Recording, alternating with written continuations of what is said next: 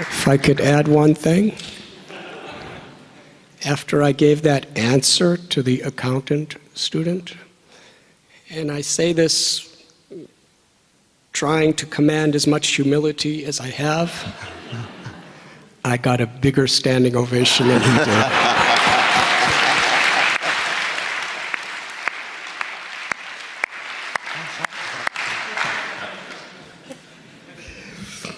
We are all very, very eager to hear you, Cornell, speak. Actually, my secret reason for coming here is my speaking is just to get me a free ticket to be able to hear Dr. Cornell.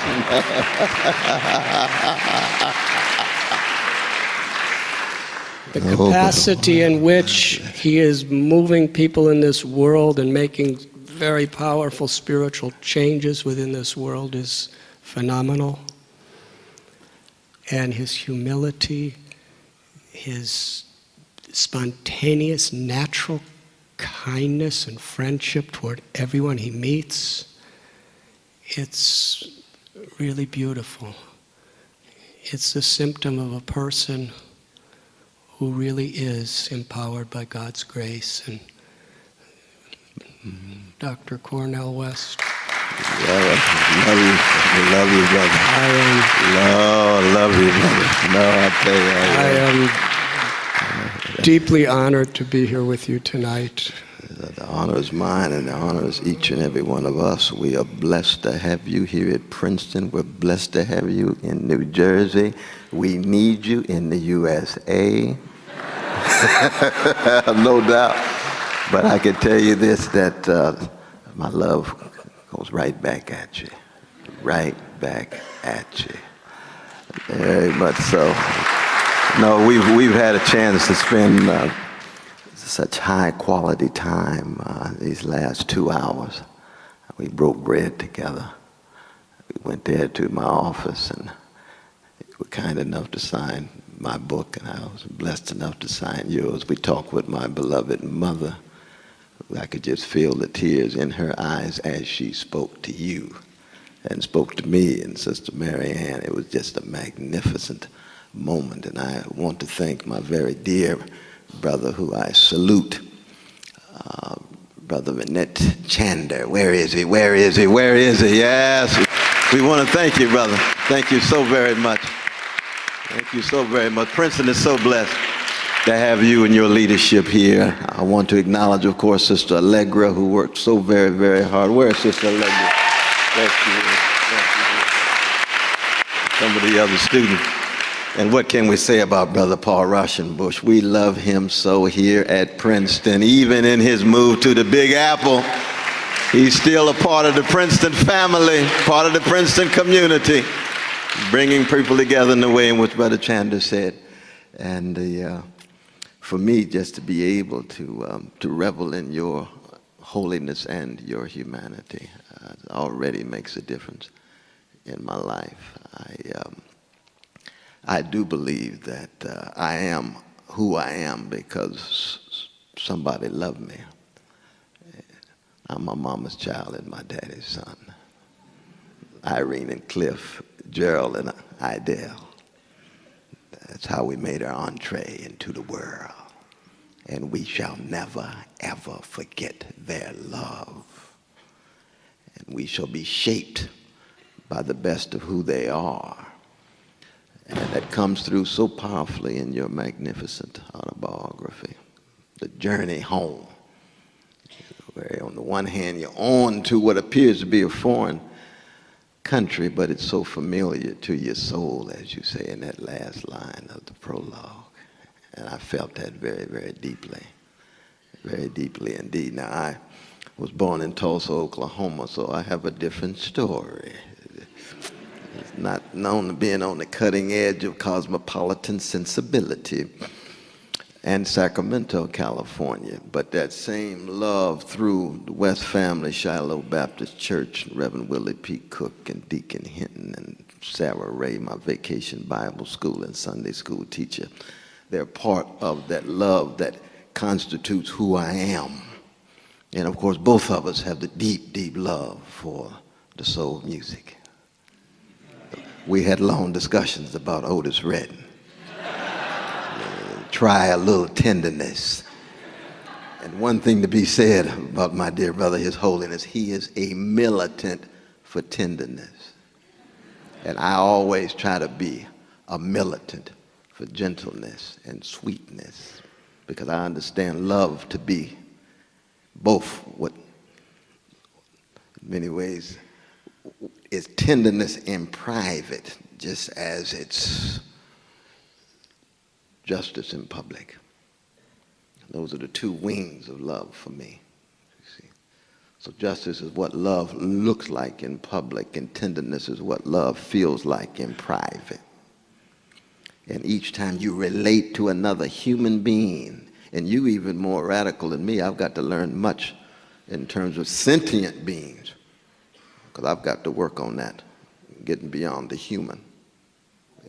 And I understand that not just myself, but many Christians tend to be so centered on the human that we don't acknowledge the suffering that goes on in the animal kingdom beyond we animals who have language.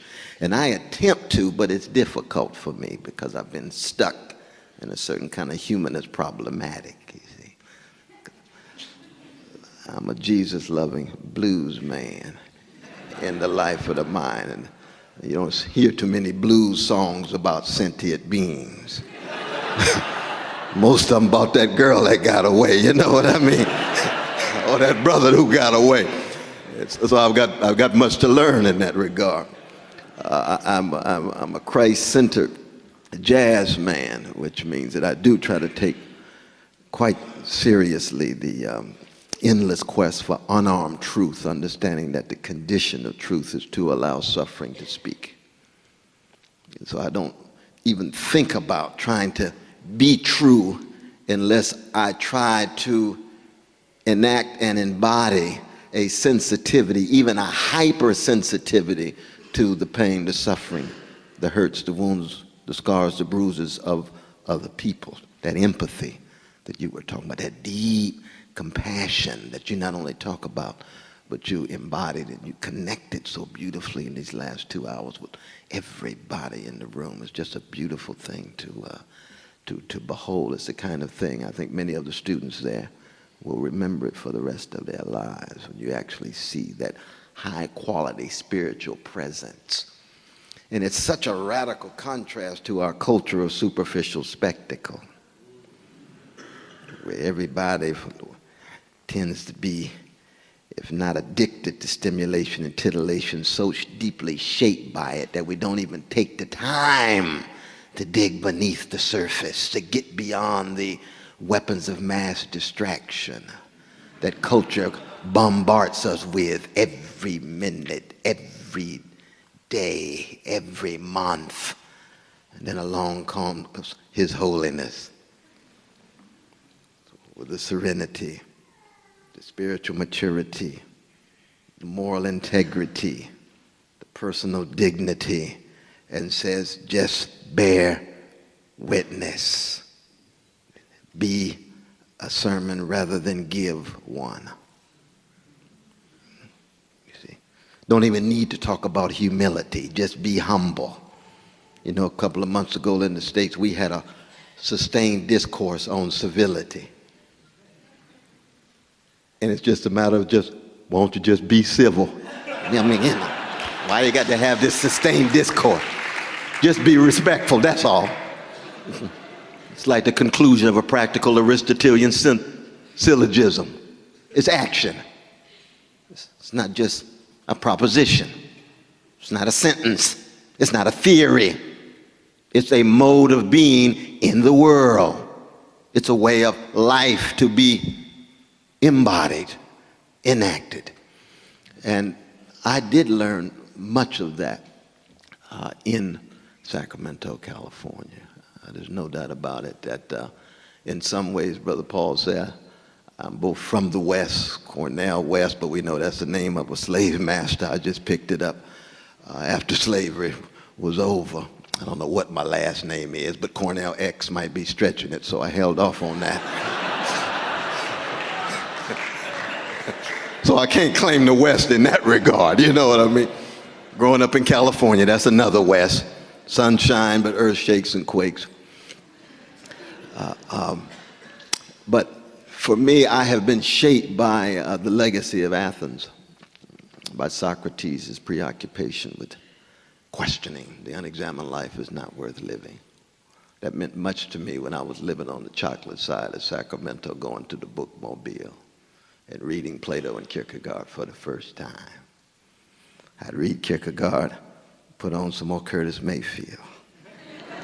I'd read Plato and listen to Sly Stone, who actually did play organ in my church, Shiloh Baptist Church, every first Sunday, Northern California Mass Choir. He grew up in Vallejo. Sylvester Stewart, genius that he was. And he could play that organ before he became Sly Stone. Very much so. But also that legacy of Jerusalem. And of course, we want to acknowledge our precious Jewish brothers and sisters. It's Passover tonight, first night. You see. And there is for me no Christian faith. There's no Jesus, let alone Christ, Jesus of history and Christ of faith, without that prophetic Judaic tradition that deeply shaped me in a fundamental way. Each and every person has a sanctity, not just a dignity the way the Stoics talked about it, but a sanctity, a value. It's priceless. It's actually a value that has no price, no market price. The only way it can be accounted for is either a Christian like myself, religious person, tied to God, a deity. But even with our secular brothers and sisters, they have to come up with some standard that gets beyond the everyday culture, the everyday life, the civilization, fleeting empires, changing regimes, to keep track of that sanctity, which is the ground of our equality. So there's a sense in which our secular brothers and sisters are building on our religious capital.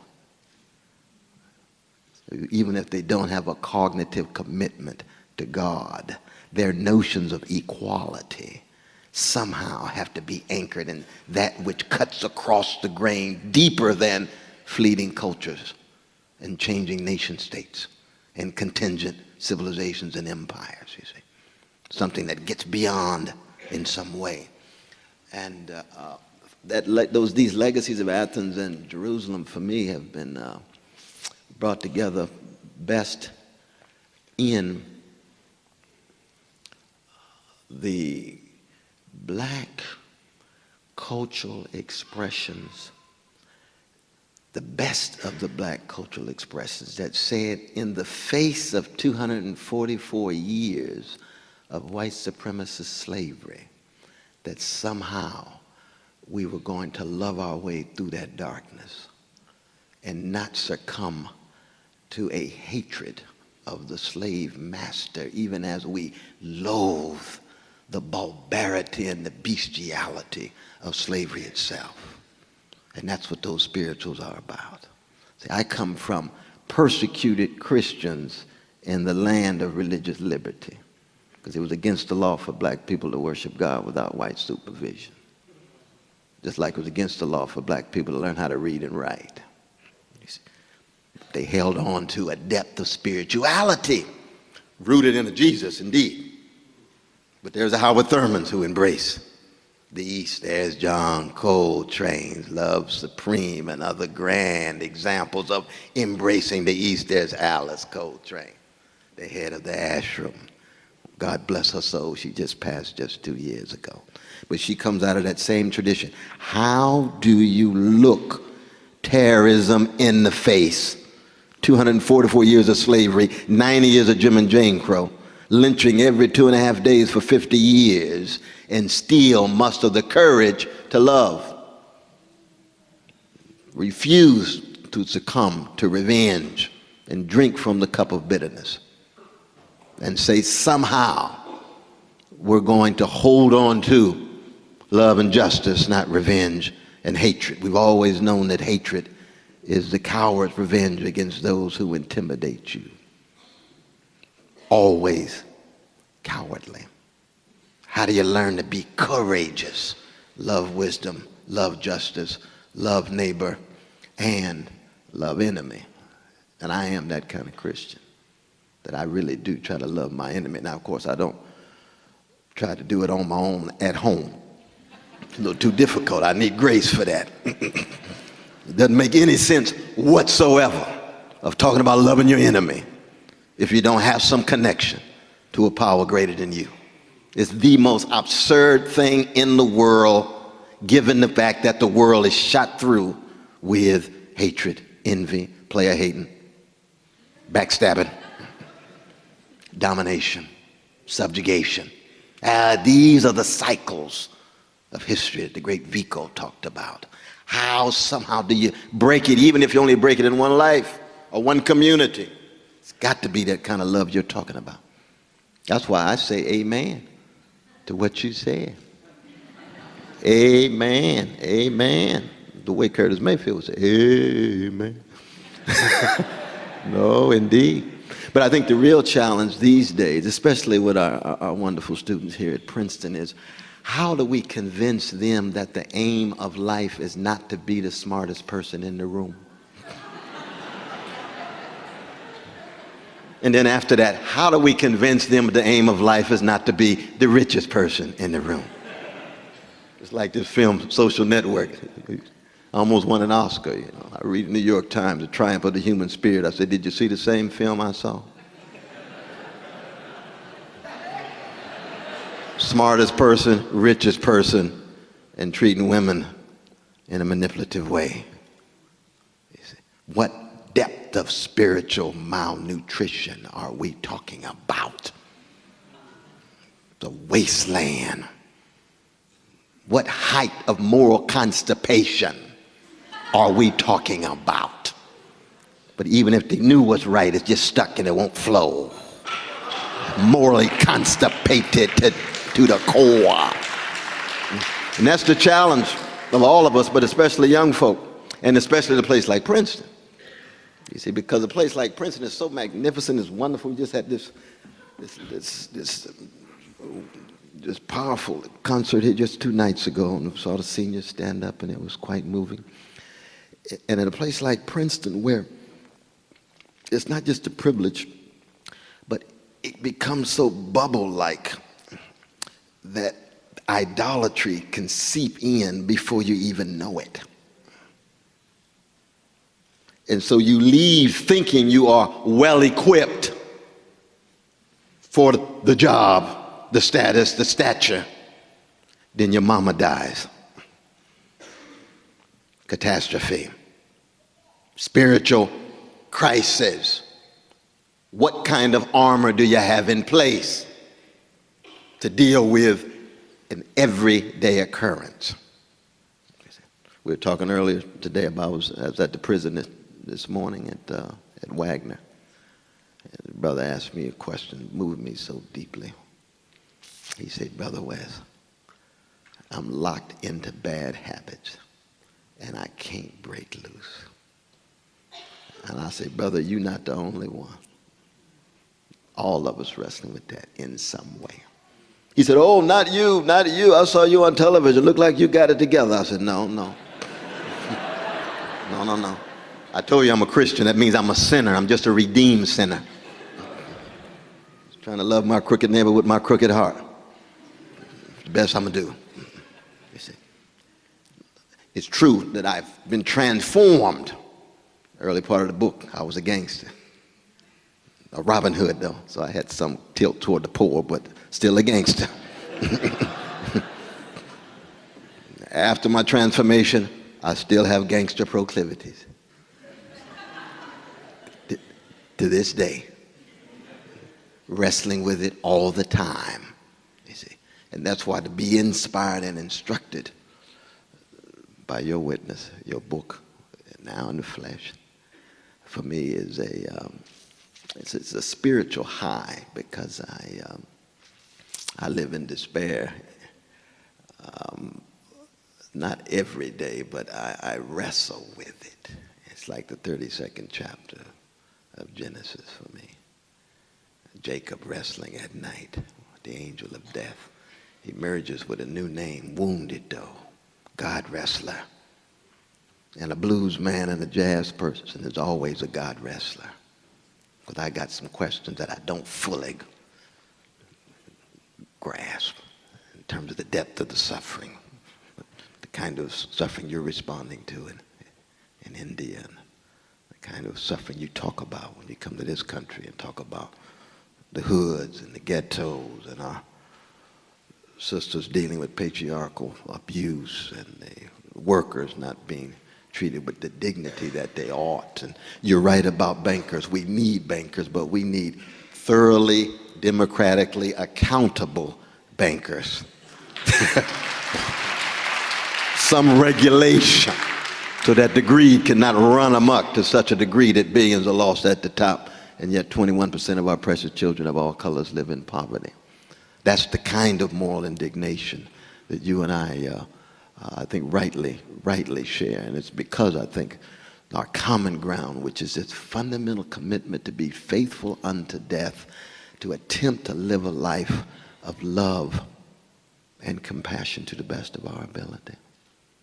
Very much so. But I want to stop here because we want to save good time for question and answer. And a jazz man has to have call and response. And a soul man has got to have dialogical interaction. Indeed, indeed, indeed.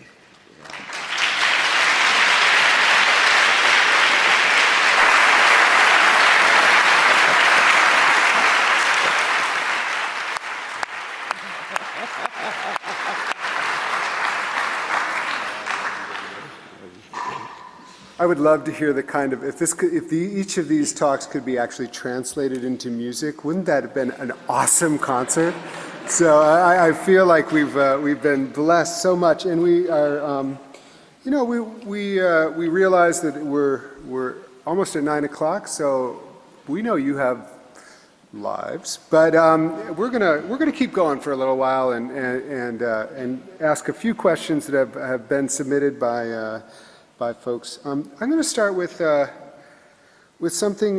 We've talked a lot about ways that you see one another and the ways that you are relating to what each other is talking about. And what I want to kind of do is try to take a different kind of tack, and maybe you can say what it is that one unique thing that you have found in the tradition that you call your own, that you haven't found somewhere else, and that you value so much as precious that you just want to say it tonight for us so that we could hear that one unique thing that is just beautiful in your tradition, that is also unique to your tradition, that you think that it's important that we hear that tonight. And I have a lot of questions. We're not going to get through them all. So I want to encourage you to be complete, but let's try to answer a few questions. So can either one of you, is that a clear question to each of you? Or yeah. What do you think? What do you think? I mean, one of the questions I've always wrestled with is why Socrates never cried and Jesus never laughed. Now, Krishna does dance and laughter, right? I like that. I like that.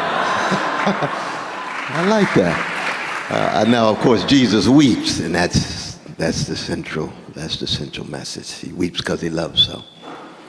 And I think in many ways, what I find distinctive about my own understanding of the Christian faith is that it brings together that sanctity of the individual, that rich individuality, so each and every one of us are unique and distinctive and irreproducible. No one like us, made in the likeness of the image of God and so forth. But also that sense of history, a sense of history in which ordinary people, or those Sly Stone called everyday people, are at the center. That they have a depth of complexity which measures that of any king or any pauper. It cuts across, up and down. It's across the board. Each and every person, as ordinary as they are, always extraordinary in the eyes of God. So it's that sense of history and sense of individuality that I've always found is something that speaks to the depths of who I am. And it also has to do with, again, the music, you see, because I think the music that comes out of my own tradition is one that does include a laughter, a comic dimension. The blues is tragic comic. It's tragic comic. It's like a Chekhov play. It's like a Beckett play.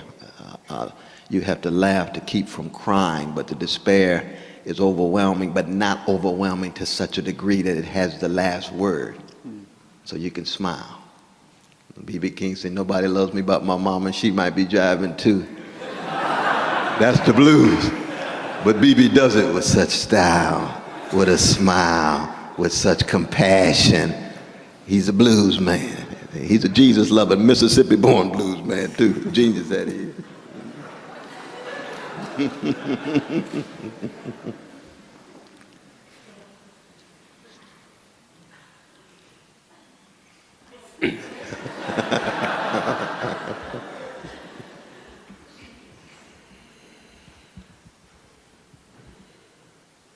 I spoke to his mother today, and she definitely loves you. No, she does.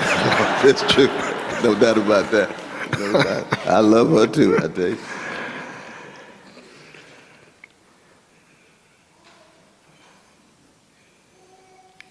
One unique feature that I found in the bhakti tradition of Hinduism, the path of devotion,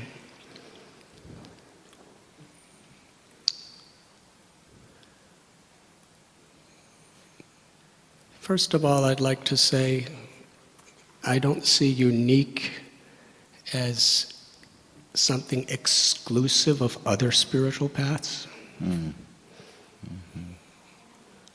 I think in the essence, there is a common uniqueness. Yeah. And if we realize it in our own, we have the power to see it in others. But Lord Chaitanya, who is an avatar of Krishna, which is the name of God, which means the all-attractive one, he wrote a beautiful verse. Na dhanam na janam na sundarim kavitam va jagatisha kamaye mama janamani janamanishwari bhavatad bhakti rohaita kitvai. It's a prayer to the Lord. I do not want wealth. I do not want companionship with a sexual partner. I do not want power or prestige or followers. I do not even want liberation from suffering. I only want one thing. That in every situation, wherever I am forever, give me the opportunity to serve you, my Lord, as the servant of your servants. This idea of selfless service, without ego, without an agenda, in whatever particular profession or walk of life we may be in, our perfection is not to do it primarily to get something, but to express the love of God we found in ourselves through our actions, through our words, and through our thoughts.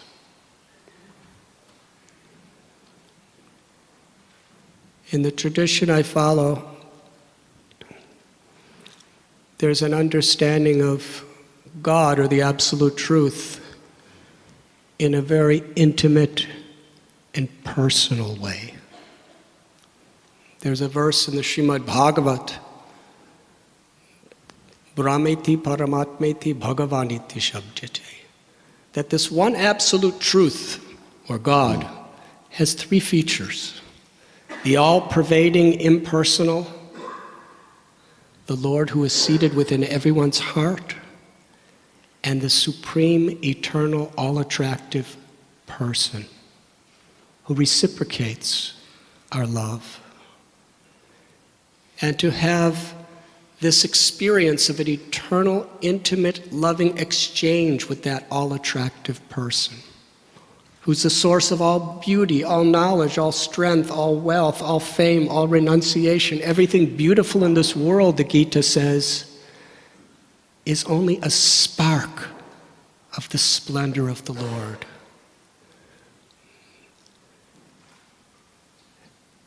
And what really attracted me is Krishna. This conception of God really likes music. It's true. He's famous for his playing and his dancing as well. That's exactly And he's right. inviting us all to join his dance. A little spiritual break dancing.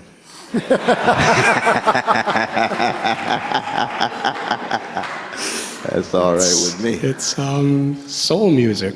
Oh yes, oh yes.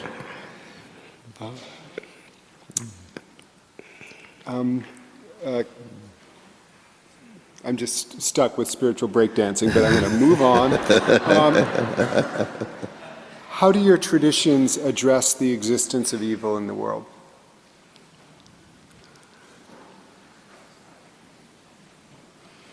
I mean, it's even the existence of evil is too abstract a formulation. You know that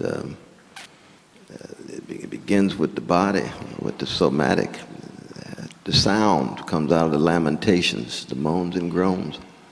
It's the evil that is felt as well as the evil coming at you. And so even the existence of evil almost sounds too textbookish rather than lived. And you're always already in the midst. It's like Dante's beginning of the Inferno, right? In the middle, in the midst of it all. That's where we start. Or what Beckett calls the mess. Or what Bootsy Collins calls the funk. We just finished the album with him, be out in a couple of weeks, called The Funk Capital of the World, but that's not an advertisement, that's just a fact. I'm just letting y'all know about it.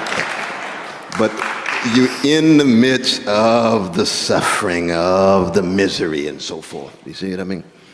And so the question becomes, always already, you're going to have to do something about it because it's always already there. It's going to be, what is the quality of the love? What's the depth of your service as you wrestle with it? And it comes vanilla suburbs among our well-to-do brothers and sisters in terms of psychic death, spiritual emptiness, hollowness, and so forth. Even with all the big material toys and whatever, you still have that evil coming at you in that form. Or you can be in the hood where you have material deprivation, where you don't have the kind of schools and housing and child care and health care that people ought to have. But it comes in psychic as well as material forms, economic forms and so on. So that for me, and I think this is true, anybody who talks concretely about love is always already talking about how we human beings must be armored, as it were, echoes of the 6th chapter of Ephesians for me in the New Testament. How we're armored to deal with these various forms of evil. We had a wonderful discussion, and I know that Reverend Deborah Blanks is here somewhere. We had a wonderful discussion of this at Princeton Seminary with the clergy there at the AME, and it's just an echo of this tradition that I'm talking about. But it's a wonderful question. Thank you. Thank you. Beautiful. From another perspective, evil's origin is darkness, and good's origin is light. If we turn to the sun, we see light. If we turn our back away from the sun, we see a shadow. In that shadow is darkness. When we turn toward truth, when we turn toward God, we live in light. When we turn away, we're influenced by this shadow, this darkness, ignorance. And today, this dark and light is simultaneously in all of our hearts. One of my dear, most loving friends of life, His Holiness Bhakti Tirtha Swami Maharaj. I would like to share an analogy that he writes in one of his books. Actually, the reason I'm here tonight is because of him. He was born in the ghettos of Cleveland. But by his love for life and his respect for everyone, he came out of that and got a full scholarship to Princeton University. This was in the 1960s. And he was a civil rights leader here. His name was John Favors at that time. And he graduated from Princeton.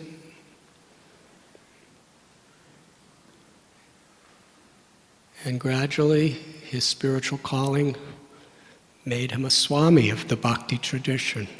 We share the same guru. And how much we had in common. Our hearts. Some years ago, he was in his last stages of melanoma cancer. And I was at his bedside for the last 8 weeks, where we shared our hearts. And one day, he took me by the hand and told me, I know you have been writing this book about your travels, but you must write this book. I said, isn't this an act of arrogance to write a book about me? And if I tell the truth, brother, nobody's going to believe me. He said, this is not your story. This is the story of how God called a young boy on a journey to seek out the same meaning in life that everyone is looking for. And if your book could help anyone, if it could give hope and meaning to anyone's life, then it is an act of arrogance for you not to write it. Promise me that you will write this book. He was on his deathbed. I promised. I came out of the room and decided, I'm going to talk him out of that promise. But before I could, he passed away. Surrounded by hundreds of loving followers and friends, crying and singing God's names around him. I can speak for hours about the beauty of this man's soul.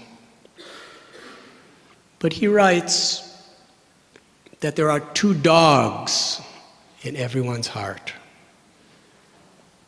There's a good dog and there's a bad dog. There's our divine and evil demoniac nature. Spiritual life is meant to transform arrogance into humility, hate into love, greed into generosity, selfishness into selfless service, vengeance into forgiveness.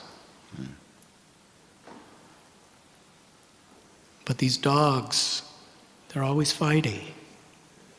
And which one howls the loudest? Sometimes this bad dog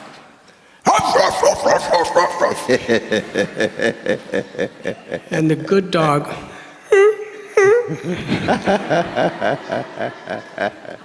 Have you ever had that experience? Maybe it's just me. Bhakti Tirtha Swami explained that the dog that will win is the dog that we choose to feed. By our moment-to-moment choices we make in life. And when we keep feeding that good dog of goodness, and we refuse to feed that dog of evil within us, then by the power of God's grace, we can be free. We all have to grow old, we all have to get diseased, we all have to die. The highest freedom is freedom from that selfish, egoistic evil. Freedom to live in the light of God's grace and God's love.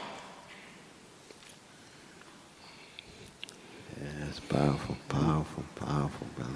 So this will be our last question, and I think it's a wonderful one for people of all ages. It's framed as one for students, but how can one maintain God consciousness at all time, at our studies, with our friendship, at work? How do we maintain, I think, a lot of what we've been talking about tonight, but how do we keep doing this and not only kind of compartmentalize this for great events like tonight and go on and do our other things? So perhaps you can offer some words of wisdom about how to maintain the things that both of you, the wisdom that both of you have been imparting, and how can we take this into our lives? I think we got to feed that right dog. That's what it is. You got to keep track of the right dog, that's all. And I say that in all seriousness, because in many ways that is an answer to my brother's question in the prison about being locked into bad habits. You know, how do we learn how to die in order to learn how to live, such that we attempt to have that bad dog less powerful? We never fully kill him, but less powerful. And it's a matter of trying to, I think, muster courage. I think one of the challenges of university life is that, as I said before, it puts a premium on smartness, and that's fine. You know, there's nothing wrong with smartness when it's connected to compassion and love, but we don't put a premium on courage. And I think we live in a culture where conformity and complacency and complicity has become such a way of life, where everybody seems to be up for sale. Everything is up for sale. Just a matter of the highest bidder. That's feeding the wrong dog. And the question is, how do you have a courage that says, I'm going to have the kinds of loving habits, and I'm going to hang around people who are trying to cultivate those habits, which puts you over against the grain. The dominant orientation these days is to become well-adjusted to injustice. That's what success is. Just well-adjusted to injustice, but I'm doing fine. Look at me. Look at my foliage. No, we want to know what your fruits are. We don't care about your foliage. By your fruits, you shall know them. Right habits, the right dog, love-centered, compassion-oriented, but courage to love. Right back to John Coltrane's Love Supreme. That's it. Courage and love. Courage and love.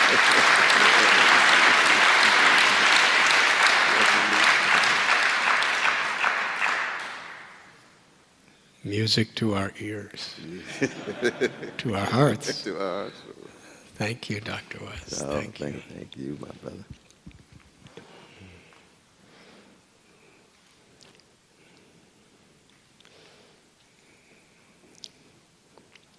Balance is the crucial consideration for living, as it is said in the Bible, in this world but not of this world.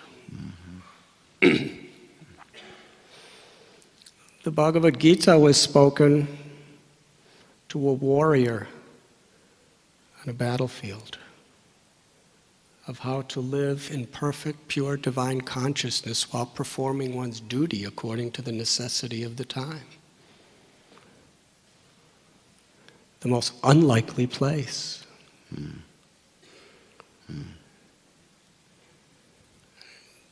If we have a strong spiritual foundation, as we were discussing before, we can maintain our ideals, our integrity, and the sacredness of our purpose in life under all circumstances.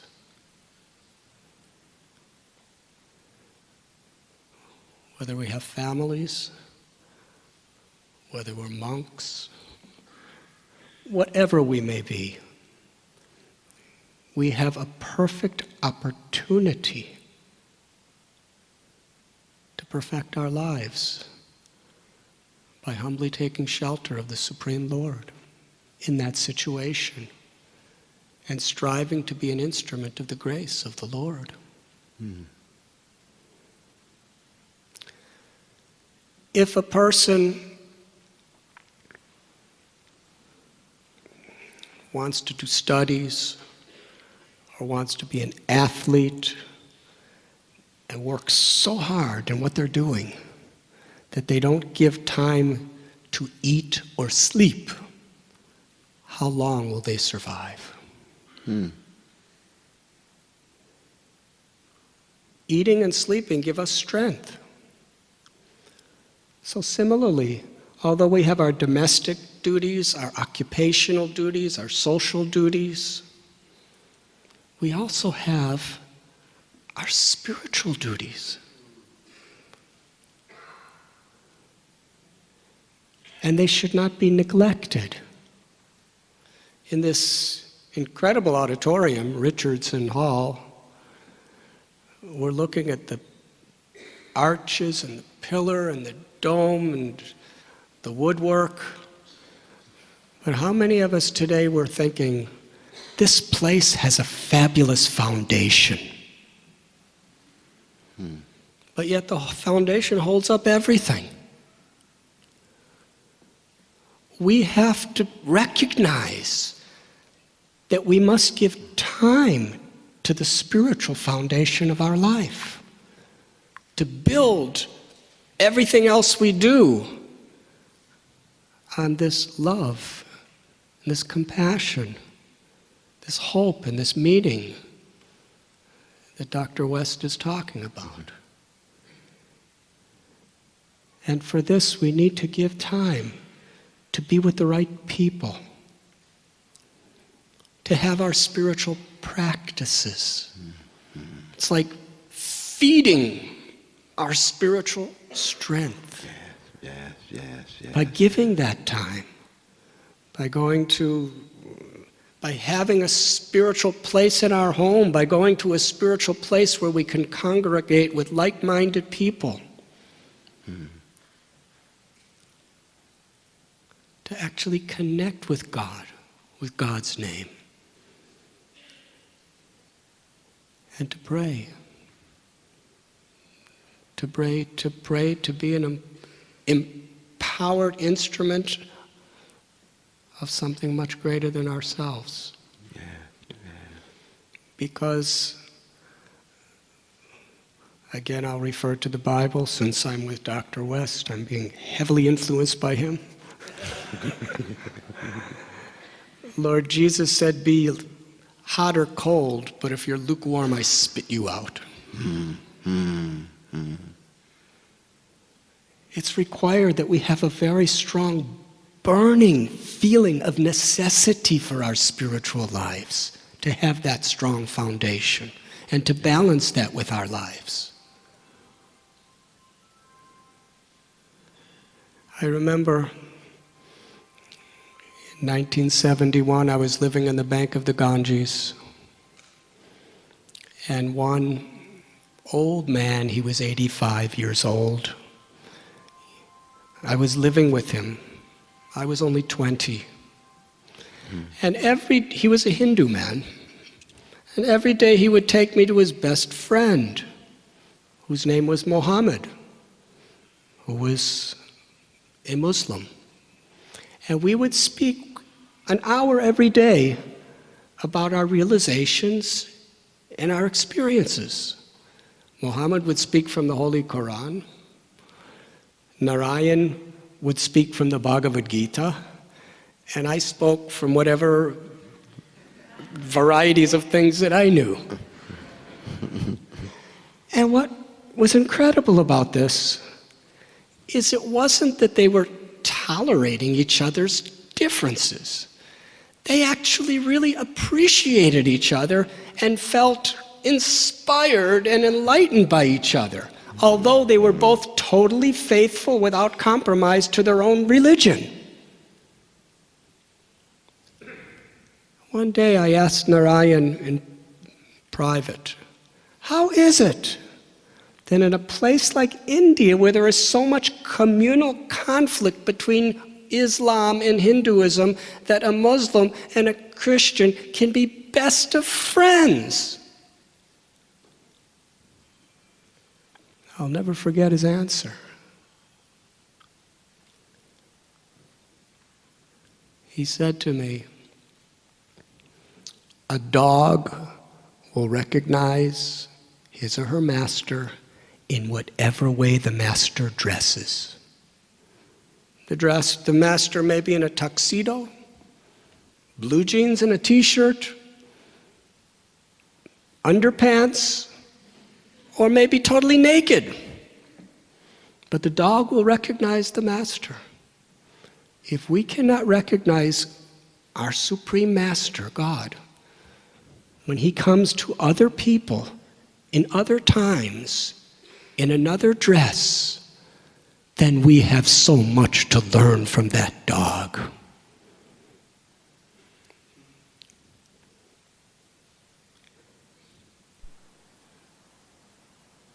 The cultivation of true spirituality should bring harmony to the world, not division.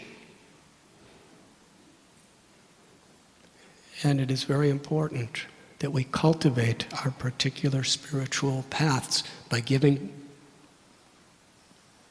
precious time every day, but doing it for the right purpose, to be instruments of love and peace. Thank you.